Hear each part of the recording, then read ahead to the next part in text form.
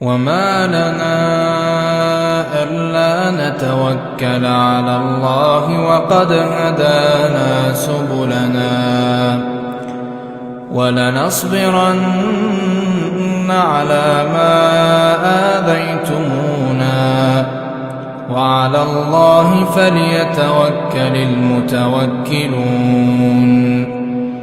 وقال الذين كفروا لرسلهم لنخرجنكم من أرضنا أو لتعودن في ملتنا فأوحى إليهم ربهم لنهلكن الظالمين ولنسكننكم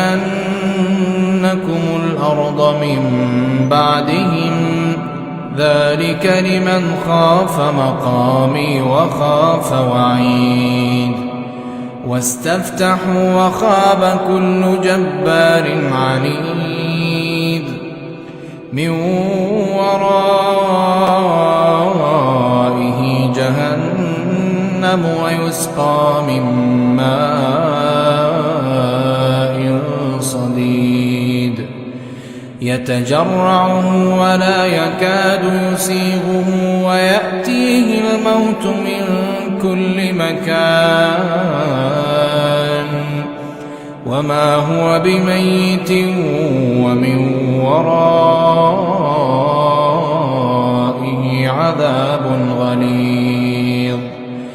مثل الذين كفروا بربهم أعمالهم كرماد اشتدت به الريح في يوم عاصف لا يقدرون مما كسبوا على شيء ذلك هو الضلال البعيد.